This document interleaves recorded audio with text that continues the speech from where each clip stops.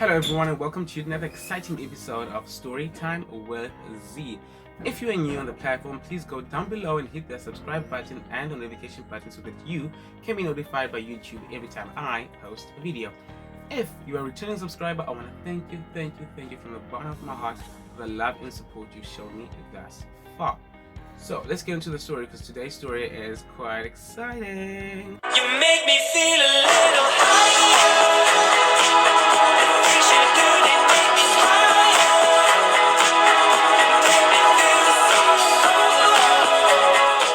So this story starts back in 13th of February 2020 when I was preparing myself to get into the mood of my birthday, which was upcoming, and the Valentine's Day, which I was going to spend alone, like every other year for the past 20 years, and if fool no otherwise.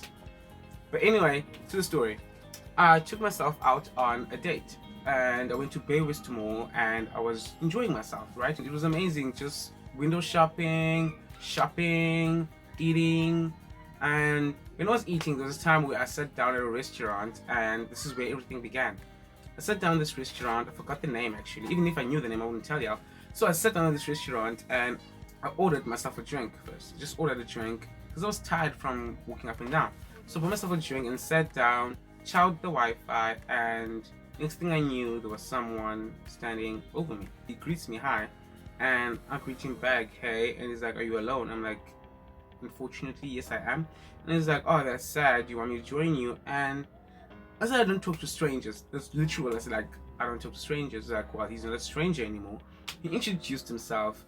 Well, in this instance, let's use the name Paul. Yeah, let's use the name Paul because I made a mistake in my previous video by mentioning a name. So now let's just say it's Paul. You know, that's not his real name, but we're just gonna call him Paul. He introduced himself as Paul and he sits down without me consenting on him sitting down. He sits down and he starts talking to me, and okay, fine, the conversation is flowing. And he was quite a talkative guy. You know, we could get along in the conversation because he was very intellectual. But one thing I could tell was that this man is experienced and this man is quite grown. He was a white man. Not that I was intimidated by his presence or anything, but like it was, for me, it was new and it felt strange.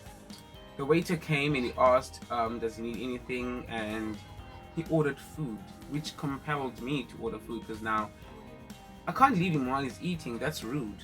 So I ordered food. I don't know what I ordered, but I ordered something different than what he ordered. So we were eating, and then when the bill came, he offered to pay. I refused. I straight up refused. I said, I'm gonna pay for my meal, and you're gonna pay for yours. Because one, I don't know, I didn't know this guy, because I can't let him pay for anything. I didn't know him, because once he pays, what else is gonna want in return? We walk out together, and he walks towards his car and he said, how are you gonna get home? I said, no, I was gonna call an Uber, and he's like, nah, don't worry about that, I'll take you. I was very reluctant. Like I told him that, nah, I don't mind, I have the money.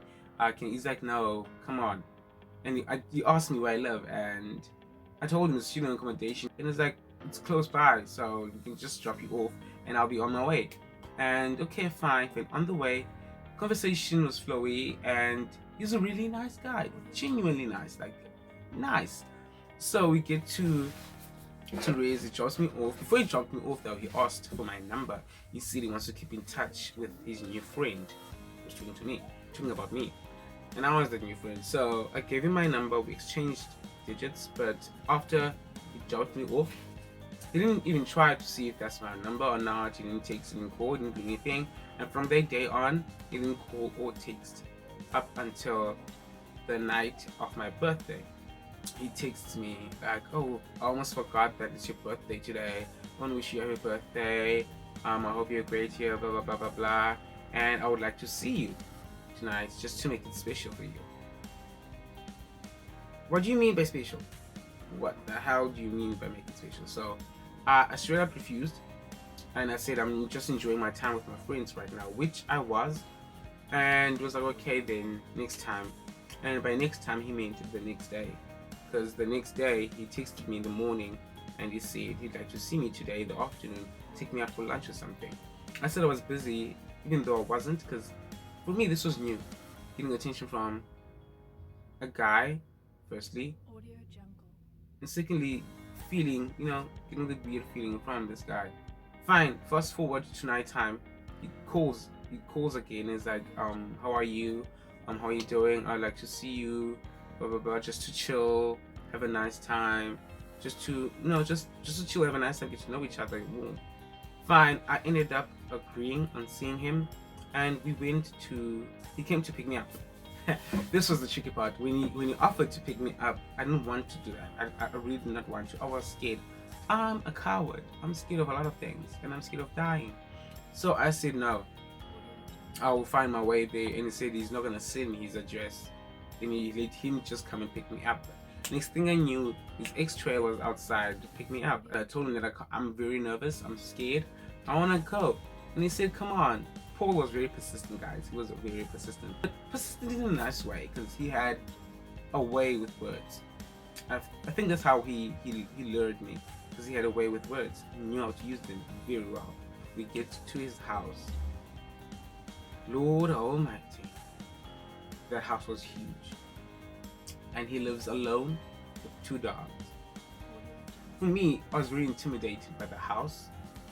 Intimidated by everything that I saw inside the house. It was really intimidating because everything just told me this guy is Apple everything. Like you bet he owns an Apple farm. When I say Apple, I mean Apple by Steve Jobs. Even his like Apple TV, Apple phone, Apple this, Apple watch, Apple farm. Not even old as in like this dumb cool or cat like back. He's old in the sense that he's too old for you. Play with kids in your league. But no, you know what? Zeigh decided to do something total opposite, just to go ahead with whatever the guy had in mind. So get to the house, and he offered me something to eat. I refused. He offered me drink, and I just asked for water. Because one, with food, he could have, I don't know, sprinkled something. With a juice or anything, he could have, well, put something in there. But with water is clear, and I felt like I would see it, or I would taste it, whatever I would put in my drink. So I asked for water. Constantly asked me, "Are you okay? Are you fine?" We started talking, and I started talking about our favorite movies. And while we were at it, watching the trailers of the movies we're talking about, he tells me his movie, I tell him mine. We watch the trailers. Midway through the trailers, he pulls me and kisses me. He pulls me on top of him, and we start kissing. And he undresses himself, and I undress myself. It was instinctive, right? Because I saw him doing it, and I thought let me do it too. And then he asked me, "Are you sure about this?" And I said yes. Soon after I said yes, he got up, put me aside on the couch, went into his bedroom, and came out with a brown paper bag. And inside the brown paper bag, he pulled out condoms and what I think was 3 different types of lubes and some pills. When I saw the pills, I was shocked, like, okay, what the hell is this? I didn't say anything though, because I was nervous. He pops one and he drinks it, and he offers me one. I asked him, "What is this?" He's like, "Don't worry, it's gonna make everything feel fine."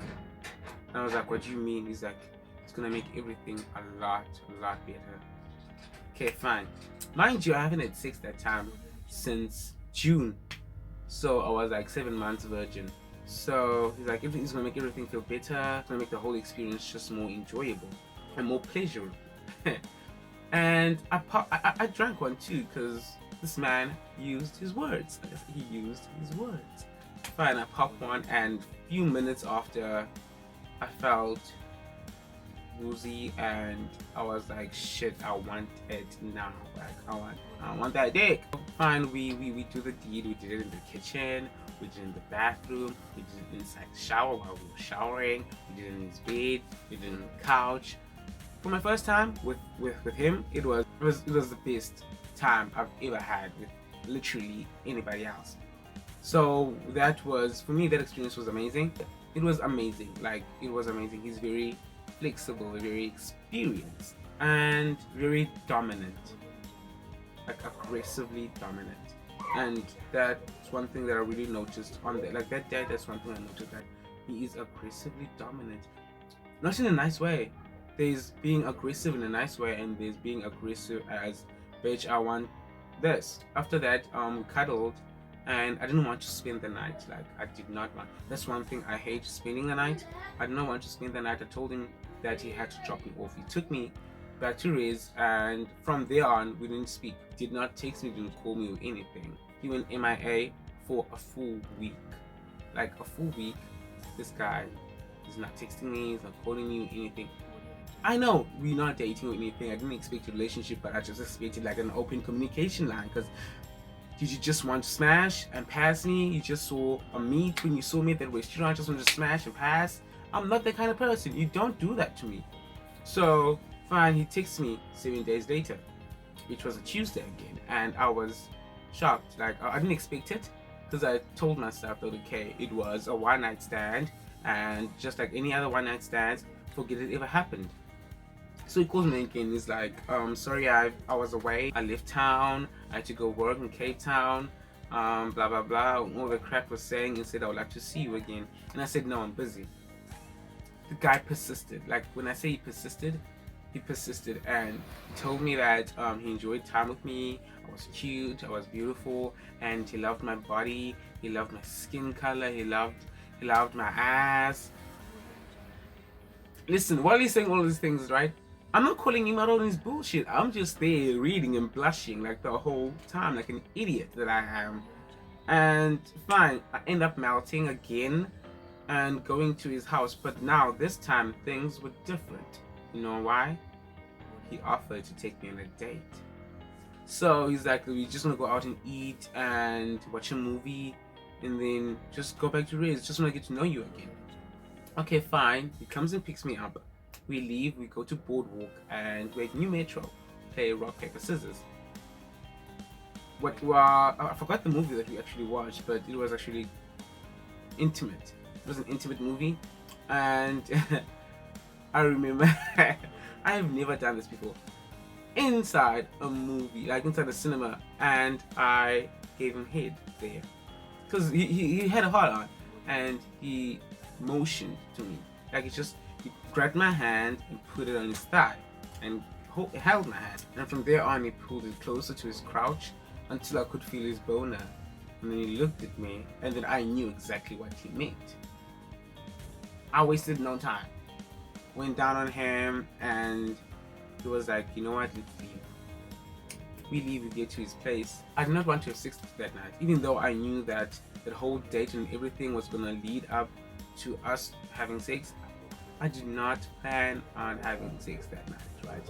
But he did, because when we got to his house, the lights were out, but you could see that it's lit, but the lights were out. We get inside, and the candles are bringing the lights. The candles looked so amazing. This guy did all of this. He's like, he whispered in my ear, like, this is all for you. Woo!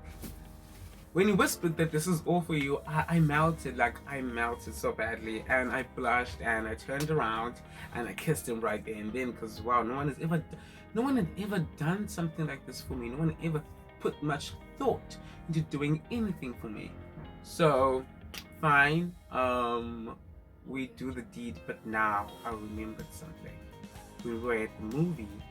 I ordered a milkshake, and I'm lactose intolerant. I'm not supposed to be drinking milk, ultra milk, eating cheese, or any other dairy product, but guess what? I do anyway, because I love them. So this pops up in my head as we're kissing, because I could feel in my tummy that, oh shit. But okay, yeah, we're kissing. I mean, we're in the moment, we're doing this. And then while we're doing this, take off our clothes, we hit the shower, in the shower. Everything is cool while we're fucking in the shower. Everything is cool. We're doing it in the shower, and everything was fine while we were in the shower. Like, nothing happened. We were cool. We were fine. We were kissing. Then we moved. Things changed when we moved from the shower to the lounge. Oh my god! I was so embarrassed. It was literally the worst experience of my life. We moved, and then now the diarrhea is starting to act up. Nigga's already in. The nigga has already penetrated, and the diarrhea is acting up. So we're doing this, and then chocolate box melts. That's the best way I could put it. My chocolate box melted, and I was embarrassed. but you took it so nicely. He kept on doing his job. He kept on, but at that point in time, I was turned off because we didn't even take that pill that night. We didn't take that pill, so I was turned off at that time. When my diarrhea acted up, we turned off. The most embarrassing part was when he pulled out. Lord, why did the chocolate have to melt? Like, why did the chocolate have to melt? And there was a time where he stopped and he was like, "You wanna go to the bathroom?" And I said no. I said no. Why? I don't know. Because I wanted to go to the toilet at that time, but I said no. But anyway, the guy continued with his job. He continued to do what he was doing, and this is also what was embarrassing for me when he did not come. I have never not been able to not make a man come. But that night, I was unable to because I was turned off, and I'm sure that I turned him off too. You won't guess what he did to me, guys.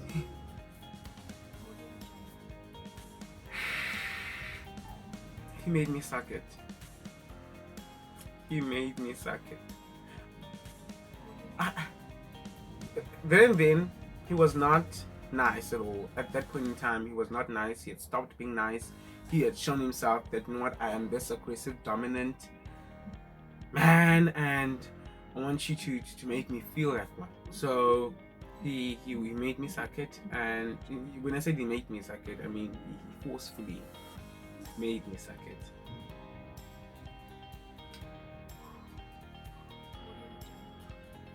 Okay, I won't tell you guys how he forced me, but it was really traumatic. After that, he wanted to cuddle me. He was back to being nice, and while he was cuddling me, I thought to myself, I should not be here. I need to go.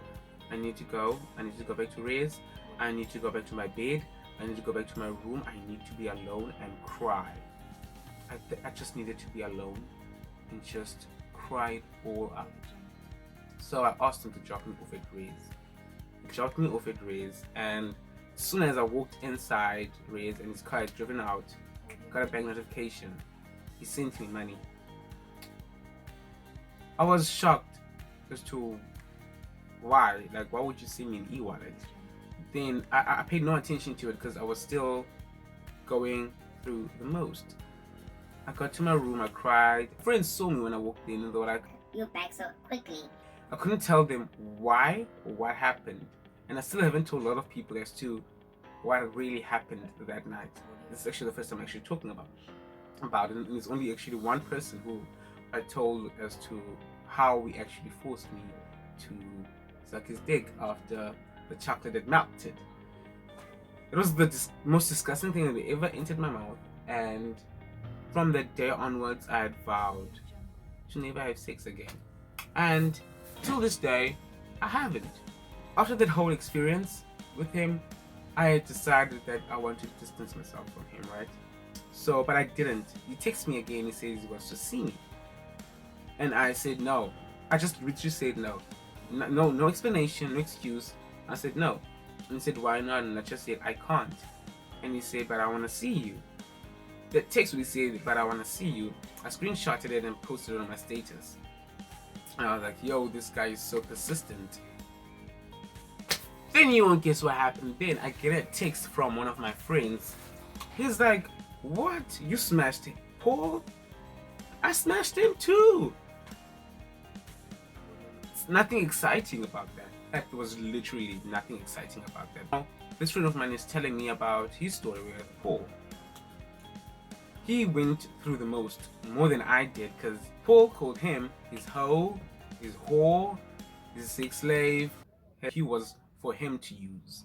And he starts telling me about his story with Paul as to how Paul demanded that he gains weight for him, that he stays as his hoe, that they have a threesome, they have multiple partners, and that whatever they were having was not a relationship but a sexual transaction, which meant money for sex. When he told me that, he went back to the e-wallet. I was like, This nigga literally sent me 5k e-wallet for sex. 5k. I didn't return the money. No. I didn't return the money, but I didn't see him after that. Like, I refused to see him after that. After I heard that story, I refused because, one, I love myself more than anything else, because I would not want to be labeled as someone's slut or gain weight for someone, because all my life I've been labeled as big. I've been big since I was a child. So I lost weight starting like after high school. I started losing weight because I may be big now, but I look smaller than I was back in high school. So for him to say, and he wanted me to gain weight for him, because he said the same things to me, as you can see that in the screenshot right here. He said the exact same thing to me. He wanted me to gain weight for him, and he wants to see the gains. I just blue ticked him. I was like, I am not about this life, because one, I have a friend who's gone through this thing with the same guy, which brings me to the point that this man was not really emotionally available. He is economically available, which was not what I was after. I was not after his money. I was just enjoying good company, and I was enjoying hearing the things that I've been wanting to hear, things that I've never been told before, that I was beautiful, that I was worthy, that I had beautiful skin. That's why I stayed there. My friend was like, you know what, continue what you were doing. You will see it. He will bring out his true colors. What you've seen right now is nothing. What is to come is going to be worse. I decided right there and then that I'm not gonna stick with this guy and see what happens. I'm just gonna drop the ball while it's hot. I dropped it. From that day on, I just refused to see him. I refused to text him. I refused everything. I was like, you know what? I am done with this guy. I blocked him. So that's what happened between me and my sugar daddy. My chocolate box melted all over the sugar daddy. Talk about having a sweet tooth, hey? So if you guys enjoyed watching more of these boring stories of mine, please hit the subscribe button right below and the notification bell so that you can be notified every time I leave a video on my YouTube page. And for my subscribers, I love you so much. And I thank you for the love and support that you've given me thus far. And I want you guys to leave your questions in the comment section, because next week we're playing a get to know me challenge. So leave any questions that you might have, either personal, financial, whatever kind of questions you guys will have. You just want to get to know me, I want to get to know you. So just leave the questions down below and let's start interacting. Let's get to know one another. Let's have an introductory session.